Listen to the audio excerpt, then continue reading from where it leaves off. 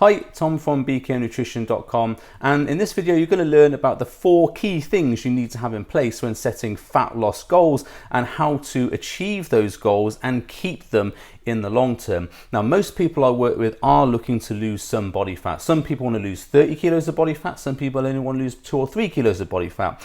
In addition to this, they normally want to build some muscle so they look a bit better as well. It's very rare I have a client that's absolutely shredded who wants to get more muscle and be still more shredded at the same time. Normally people who come to work with me are looking to lose some body fat and build some muscle, get bigger arms, glutes, chest, whatever they're looking for. So we're going to talk about the 4 key things I put in place with my clients in order for them to achieve these goals. Now, it's very important that if you're looking to lose some body fat as well, that you also have these 4 things in place, because if you don't, it's likely that somewhere along the way you're going to fall down and then you're going to be right back to the start. So let's go in straight into it. Number 1 is make sure the goals that you've got are SMART goals. Now, if you're a business owner, you'll know all about SMART goals because you probably use them in your own business. So SMART goals, if you don't know what they are specific, measured or measurable, achievable, relevant, and timed. Now, if you don't know what those things mean, specific, let's say we're talking about a weight loss goal of say 10 kilos. So what a lot of people do is they say, I want to lose some weight. And then they go to a diet person and say, I want to lose some weight. And the person will say, oh, how much weight do you want to lose? Okay, 10 kilos.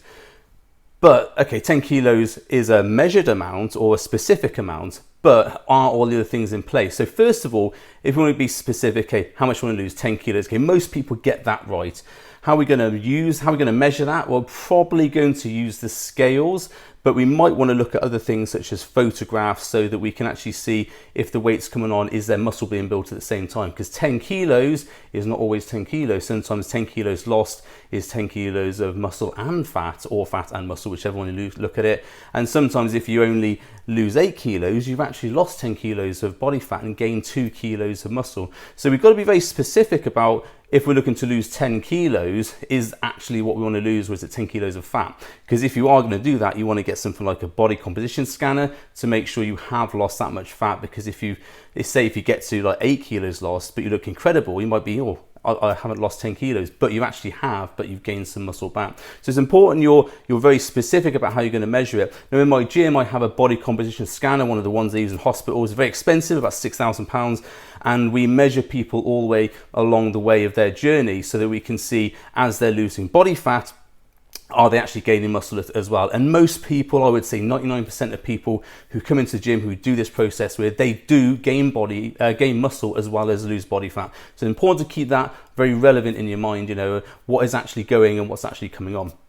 Then we have achievable. Can you achieve this? So a lot of people have unrealistic targets, like they want to lose 10 kilos in 4 weeks to go on holiday. That's obviously not really going to happen unless you really crash diet and you're going to feel horrible at doing in the process. So achievable, it's got to be something that you can actually do in the time frame that you've set yourself, you know. Otherwise, you're not going to achieve your goal and you're going to be disappointed. Then we have relevant. Is losing 10 kilos relevant to what you're trying to achieve? So for example, if you are not very overweight and you only have about 6 kilos to lose, or body fat, is 10 kilos actually going to make you look and feel better? Probably not. You're probably going to lose some muscle at the same time there, because you have to really diet hard. And then yes, you're not going to have the body that you want. You're going to be stringy and strung out and not actually look that good. And I have had people do this where, not with me of course, but I've seen people do this where they just over diet completely in order chasing that 10 kilo or whatever goal, and end up looking worse at the end of it because they look all strung out and over dieted. So is the goal you've set yourself actually relevant to what you want to achieve? Say for example, if your focus is a strength athlete, like being strong and lifting lots of weight, then maybe losing 10 kilos is actually, although you might like to lose 10 kilos of fat, maybe that goal isn't actually going to forward your strength training goals, because okay, there's other things involved here, but mass moves mass, and if you are 10 kilos heavier, you've got more chance of shifting a heavier weight because you have that weight behind you. But yes, we want to be lean as well as doing that. But you know, if your goals are not aligned with your if your long-term goals are not aligned with your fat loss goals, then potentially you're going to be trading up somewhere. So it's important to make sure that, is the goal you've set yourself, is it relevant to what you actually want to achieve long term? And then we have timed. So how long are you going to do this over? Is it 6 weeks? Is it 12 weeks? Is it 6 months?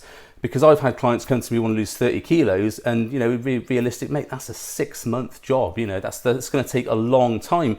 And a lot of people do want quick fixes. They generally see themselves in the mirror, can't get the clothes on, look bad in their suits or whatever, and then they go to a diet person, say, I need to get that weight off fast, and then they fall into the trap with the diet gurus who are willing to sell them a fast fat loss formula, which actually makes them look and feel very, very horrible. So have you set yourself a proper timed level? So if you only got 2 kilos to lose, you could probably do that really quite easily to get ready for a holiday. But if it's 30 kilos, you've got to be realistic. That's going to be a 6-month job. Okay, so now we've got our SMART goals. We've set our SMART goals for what we're going to do. We've actually got a specific amount of weight, how we're going to measure it. It's achievable. It's relevant to what we're doing, and it's time. So we've got those things in place. Now what do we do? Because we've got all the plan, but the plan is no good without action. Now the action comes from the implementation of the plan. So if you, say for example, do own your own business, you'll have all these plans and everything else. If you're working with a business manager or business mentor, they'll say, this is the plan. Now you've got to go and do it. Now, I don't know how you measure things in your business, but in terms of what I do with clients, we have something called an announcement of intention. So every week, the clients in my community announce what they're going to do that week. And it's all SMART goals, all SMART measured. So what we're talking about is, this week, I am going to train 3 times a week at 7 o'clock in the morning, and I'm going to train for half an hour and aim to burn 600 calories. So that's a SMART goal. It's achievable, it's realistic, it's specific, it's measured, and it's timed. Now, when we're talking about, say, nutrition goals, some people will talk about, I want to eat 200 grams of protein a day, and I want to make sure I'm eating that at least 5 out of 7 days. And I'm going to accomplish this by having meals of 40 grams of protein, whatever. That's one of my SMART goals, is because I recently stopped tracking my food religiously, and my protein dropped off as a result of it. So I was getting less results in the gym and looking not so great in the mirror. So I set myself a SMART goal of increasing my protein, and that's what I did. I said, I'm going to have this much protein a day. I'm going to have an average of these meals. I have this many meals a day, etc., etc. And it's worked. It's pushed my protein back up and starting to look better in the mirror. So you can have SMART goals for nutrition. You can have SMART goals for exercise. If fat loss is the long-term goal and you're looking at a weekly announcement of intention, then it's what the little things that are going to move you towards that. So it might be, I'm going to eat 2,500 calories today, which is a 500 calorie deficit. I'm going to measure that by using a tracking app such as MyFitnessPal. It's achievable because my normal maintenance is about 3,000, so it's achievable to take 500 calories off that. I'm not going to feel too tired doing that. It's relevant because I will drop some fat doing that, and it's pushing me towards my goal, and it's time because it's in the week. So those are SMART goals for, say, a calorie deficit. So it's important you do set this announcement of attention, because what a lot of people do is say, oh, I must eat better this week, or I must train harder this week, or I must do more sessions, or I must eat more protein this week. And they never actually do that thing because they've not set themselves this announcement of what they're going to achieve. And what happens with that is that if you just go, I would like to eat more protein this week, or I would like to eat healthier this week, well, you've not been very clear about what you want to do. So your brain goes, well, how are we going to do that? You just said you want to do something. How are we going to do that? And you go, oh, I don't know actually. And the brain goes, okay, let's just not do that because that's the easier thing to do. So what you find is, although you want to do these things, because you haven't set yourself a structure about how to do them and you haven't got a plan in place, your brain just goes, just eat that cake, it's all right. Oh, don't worry about training today, it's okay, we'll do it tomorrow. And it puts things off until you get to the end of the week and go, I haven't trained 4 times like I wanted to. I haven't trained more than I wanted to. I hadn't eaten my protein. Oh dear. I've gone over my calories a little bit because I didn't track it. So all these things have happened, but you did want to do them, but because it was not specific, measured, and etc., you haven't been able to implement them. So the announcement of intention is very, very important, both for yourself, but also for your accountability group. Now, in my coaching community, there's a whole group of us together, and every Monday we say what we're going to do that week to move us forward to our goals. Most of it is workout intention, some of it's nutrition. Mine is protein, and we all say what we're going to do, and then, really importantly, we post what we've done in the week. So although it's important to announce your intention so that people in your group or your coach or your friend, whoever's holding you accountable, because that's really important, don't be accountable to yourself because you'll never achieve those things.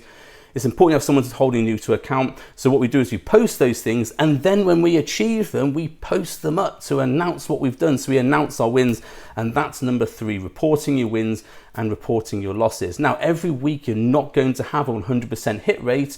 Certainly when I'm working with clients, I'm looking at an 80% adherence rate to their diet, because no one really hardly ever gets 100%. But what we're looking for is how many wins we can get. So when we get our wins, we post those up, we announce them to our coach, our mentor, our accountability group. So everyone in my group posts their workouts that they've done, because that's moving them towards their fitness goal. I post my screenshots of my tracking app so it can show my protein, because I'm announcing that I've achieved my protein intake. And then what that does, it's every single time you're posting that, it's sending a signal to your brain that you've accomplished something. You're moving yourself closer to that goal. And when people go, oh, well done, this is great, or your coach says that, or your friend says that, well done, you get that little spur on, that little bit of endorphin rush. Oh, it's like a like on Facebook. Ding, got it. Yay, great. I've done something good for myself. The more you do those things, the more you'll get encouraged by them. And also, it's important if you have a loss, say, oh, I didn't hit my protein target today. Well, it's important to post that as well, because then you see, well, why didn't that happen?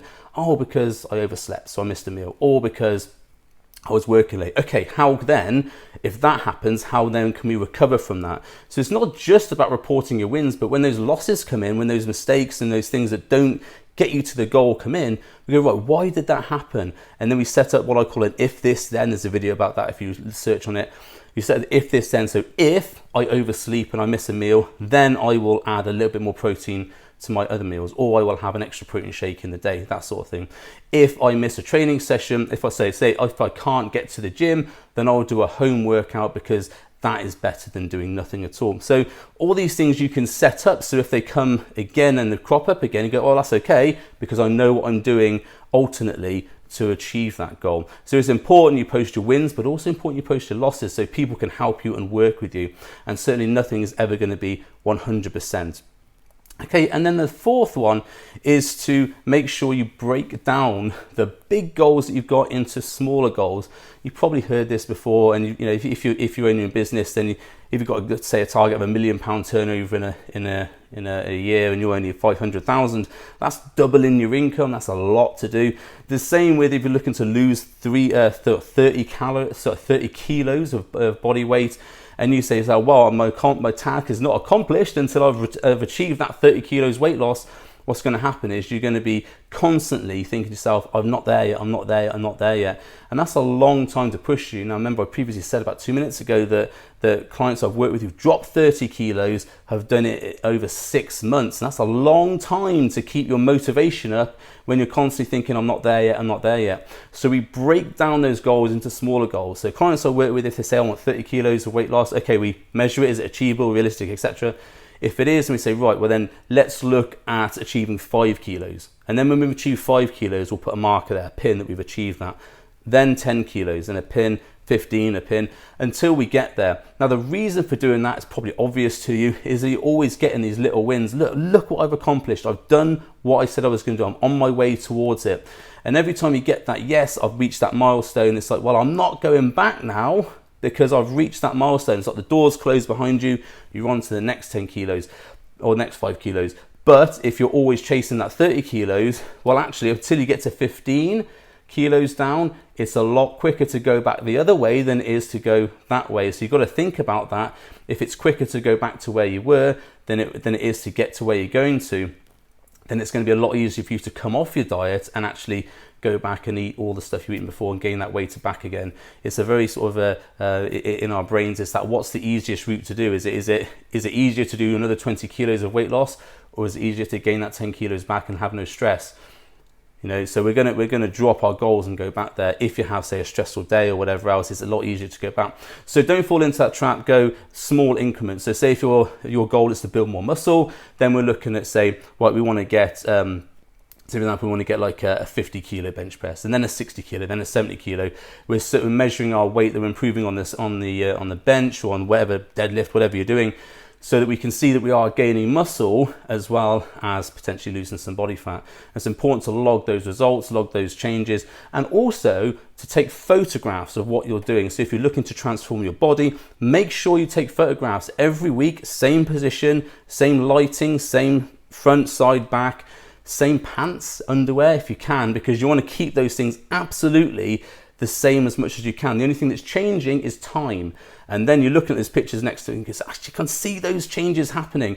Once you see those changes happening, it's a lot harder then to go, well, I'm going to go back to eating all that crap again, because you can actually see those things happening and see those things moving forward. And what we're doing by setting these small goals and small achievements is setting up the systems. I always talk about building systems for a better improvement. So you're setting up the systems in place to keep you moving towards that end goal of 30 kilos. Because the trick is that what happens with a lot of people who do rapid weight loss shreds or whatever, they lose that weight and then they gain it all back again, because all they've been doing is all this hyped up restrictive dieting, excess cardio, blah, blah, blah, blah, you know, the Biggest Loser, that sort of thing. And incidentally, the Biggest Loser recently had like they were planning a reunion. They couldn't do it because something like 70% of the people who were on it had gained all the way back again. So they couldn't do the reunion. And that's because they just moved them fast as they can towards a goal, and they didn't actually put the systems in place. It was not possible for those people to continue the restrictive diet and doing the massive training sessions, because that just wasn't in their habits. But if we build up slowly, if we do 5 minutes at the gym, 10 minutes at the gym, 15 minutes at the gym, until we're doing an hour at the gym every single day, or 4 out of 7 days or whatever, then we're building those systems, and then they're into your life. And what you'll do is you'll keep those systems going. And when you get to 30 kilos loss, you're still there, you're still doing those things. And it's you look back at what you've achieved and you think, actually, I'm not that person anymore, because you've changed your identity to this leaner person. But if you're always chasing that 30 kilos, the weight loss, and you're never making the steps, what you're thinking of is, I'm still a 30 kilo overweight person. Until I've reached that 30 kilo drop, I'm still this overweight person. It's easier to revert back to that mentality than it is to go to the new one. But if you're saying, well, now I'm actually a person who's over 25 kilos or 24 kilos or whatever, until you're reaching your goals, oh, I'm overweight now by 5 kilos, then you're not that person who still needs to lose 30 kilos. So hopefully that all makes sense, and hopefully you can put some of those things into action. If you enjoyed this video, if you've got some use from it, please like and share and do all those things that help my YouTube channel grow.